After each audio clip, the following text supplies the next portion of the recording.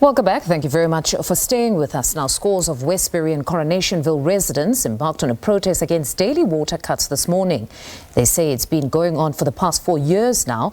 The communities in the west of Johannesburg used rocks and debris to blockade several roads.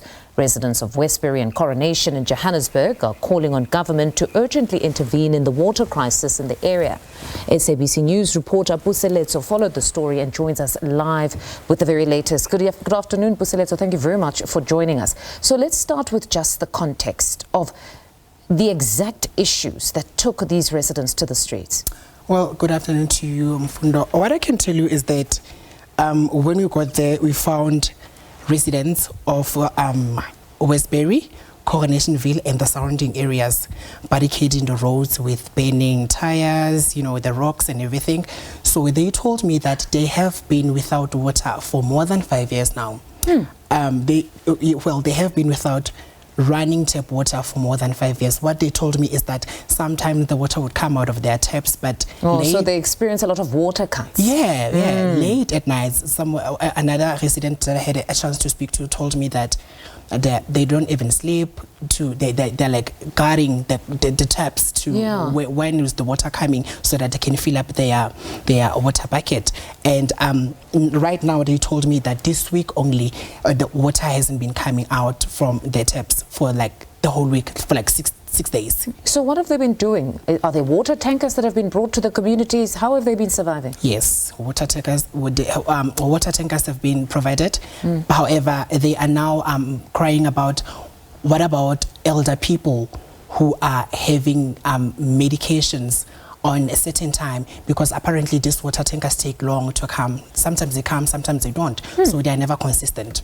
And then what have authorities said? What are the reasons that they've experienced such persistent water cuts in that area? Okay. I talked to a community leader by the name of Melissa Davids.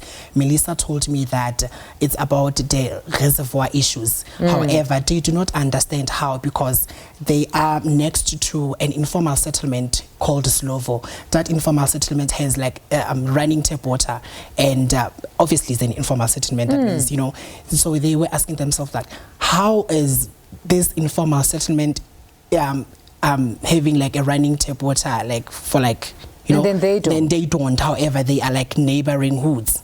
So it's a reservoir issue by Johannesburg water, from what I've heard to the residents. And then on the scuffle that we witnessed a bit earlier on, it seemed that one individual was apprehended a bit earlier on in the day by police. Just talk to us about that. Yes, indeed. While I was still engaging with the community, they told me that the police came heavily armed. They threatened that they're gonna shoot them, and then the communities, they were like, yeah, sure, it's fine. And until they arrested like one of them. And then beyond that, we saw also that a number of them are saying that police were in fact very heavy-handed with them. Apparently even a woman was beaten up for trying to take videos.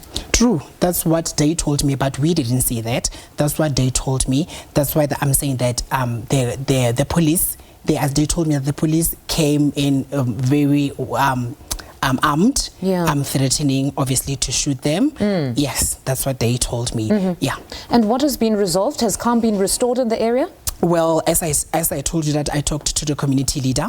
While we were speaking, she took the community members and briefed them that the city manager, Fred Brink, she had a call with him, saying that they are working on restoring these water issues for like they asked for like 2 to 3 days. So the residents, they threatened that if the water is not restored within that set time, they will take it to the street again. All right, Puseletso, thank you very much for that update. That's SABC News reporter PuseletsoMokoena just giving us an update, or at least a summation of what happened today at those protests in Westbury as well as Coronationville.